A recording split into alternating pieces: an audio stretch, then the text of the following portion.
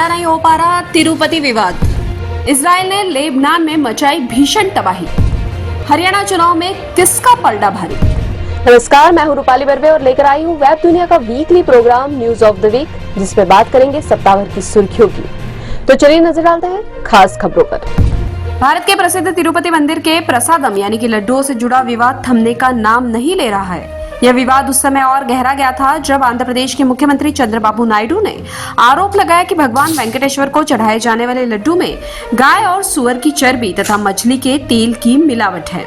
नायडू के इस आरोप के बाद पूरे देश में हड़कंप मच गया। प्रसाद को खाने वाले हिंदुओं का मन आत्मग्लानि से भर गया और कहीं न कहीं उनके मन में ये बात घर कर गई कि उनका धर्म भ्रष्ट हो गया।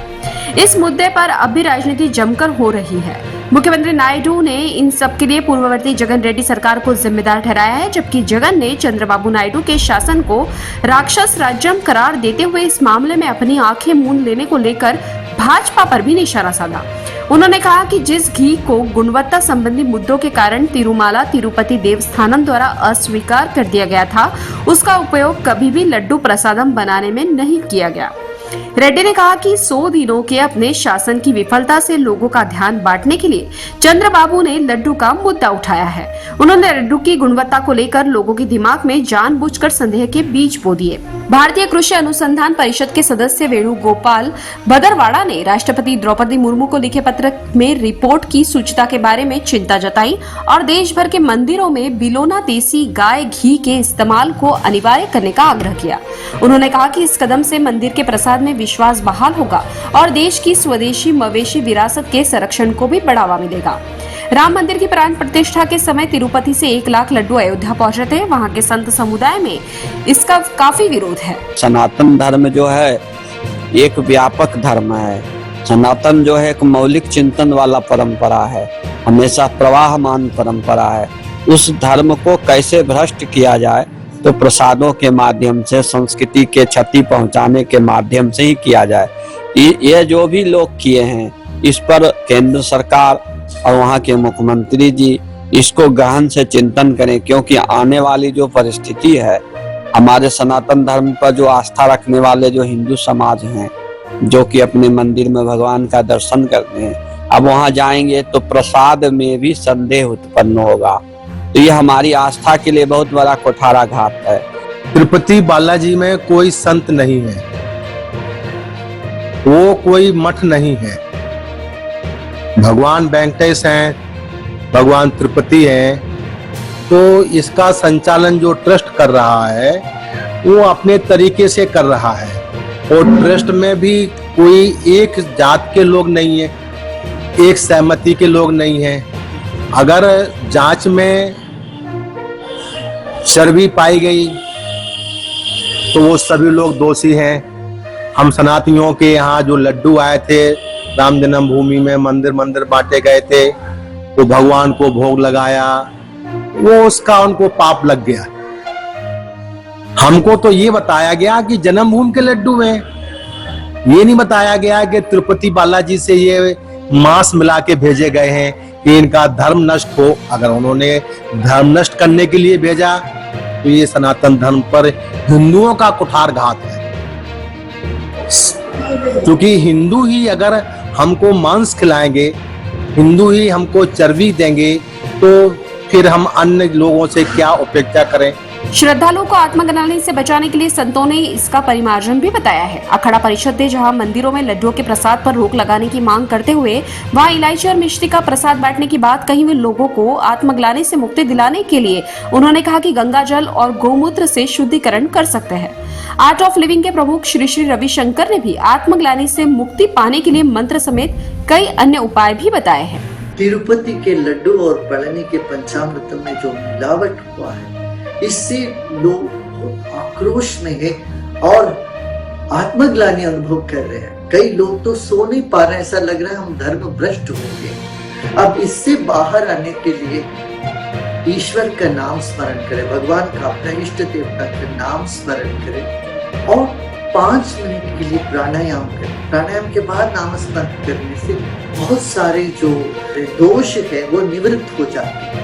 इसके ऊपर भी आपको कुछ करना हो तो अघमर्षण मंत्र करके मंत्र है जो वेद में, आप एक पात्र में, एक लोटे में पानी रख ले, उसके ऊपर अपना दाहिने हाथ रख के 3 बार इस मंत्र का उच्चारण कर दे। ओम आप पुनंत पृथ्वी पृथ्वी पूता पुनात्मा पुनंत ब्रह्मणस्पति ब्रह्म पूता पुनात्मा यदुच्चिष्टम बोध्यंत यद्वाचरितम मम सर्वम पुनंत मामापो सतांश्च प्रतिग्रह स्वाहा।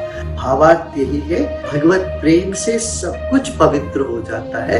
स्थूल अर्थ है जल से पूरा पृथ्वी पवित्र होता है। वह जल मेरे शरीर में भी, मेरे भीतर भी जो भी दोष है, जो नहीं खाना चाहिए या झूठा खाया हो, उन सब का दोष को निवृत्त करके हमारे चरित्र भी, हमारा व्यवहार भी पवित्र हो जाए, शुद्ध हो जाए। इस प्रार्थना के साथ 3 बार करके वो जल का सेवन करें। फिलिस्तीनी आतंकवादी संगठन हमास के खिलाफ लड़ाई लड़ रहे इजराइल ने एक और मोर्चे पर जंग छेड़ दी है। इजराइल अब लेबनान में मौजूद हिजबुल्लाह को तबाह करने में जुट गया है। लेबनान के स्वास्थ्य मंत्रालय के मुताबिक इजरायली हमलों में अब तक 700 से ज्यादा लोगों की मौत हो चुकी है, जबकि हजारों की संख्या में लोग घायल हैं। शुक्रवार को इजराइल ने एक बार फिर से लेबनान पर भीषण हमला किया। बेरूत में हिजबुल्लाह हेडक्वार्टर पर किए गए हमले में 6 इमारतें पूरी तरह तबाह हो गई। Hezbollah chief Hassan Nasrallah Israel के हवाई हमले में मारा गया। वह 32 साल से संगठन का मुखिया था। इस हमले में हिजबुल्लाह की कार्यकारी परिषद का प्रमुख हाशिम सफीउद्दीन भी मारा गया। हिजबुल्लाह के ड्रोन यूनिट के कमांडर मोहम्मद सरूर को भी इजराइल ने मार गिराया है। हिजबुल्लाह का हेडक्वार्टर रिहायशी इमारतों के नीचे था। इजराइल ने अमेरिका की इस कार्रवाई के बारे में जानकारी दी है। वहीं इजराइल के प्रधानमंत्री बेंजामिन नेतन्याहू ने अपना अमेरिकी दौरा बीच में ही रद्द कर दिया। हमलों को लेकर इजरायली सेना का कहना है कि जिन जगहों पर हमले किए गए वहां हिजबुल्लाह ने हथियार रखे हुए थे और सैन्य ढांचा बनाया हुआ था। इजराइल ने लेबनान में लोगों को वे इलाके खाली करने की चेतावनी दी है जहां उसका दावा है कि हिजबुल्लाह हथियार जमा करके रख रहा है, लेकिन उससे हामरा समेत बेरूत के उन जिलों में रहने वालों को भी रिकॉर्डेड संदेश भेजे हैं जिसमें हिजबुल्लाह का गढ़ नहीं माना जाता। वही लोगों का कहना है कि लेबनान में कोई भी जगह सुरक्षित नहीं है। इजराइल ने कहा है कि वो हर जगह बमबारी करने जा रहा है। अब हम कहां जाएं? इससे पहले न्यूयॉर्क में संयुक्त राष्ट्र महासभा में इजराइल लेबनान जंग रोकने को लेकर एक आपातकालीन बैठक बुलाई गई थी। इससे अमेरिका, फ्रांस ने 21 दिन के सीज फायर की मांग की थी। ऑस्ट्रेलिया, कनाडा, सऊदी अरब, यूएई, कतर समेत कई यूरोपीय देशों ने भी सीज फायर की मांग का समर्थन किया था, लेकिन इजराइल जंग रोकने को बिल्कुल भी तैयार नहीं है। कहा जा रहा है कि यदि जंग नहीं रुकी तो आने वाले समय में और विकराल रूप ले सकती है। हरियाणा के विधानसभा चुनाव में 4 मुख्य खिलाड़ी हैं। इनमें सत्तारूढ़ भाजपा, कांग्रेस, INLD और JGP है, लेकिन आम आदमी पार्टी को भी अनदेखा नहीं किया जा सकता।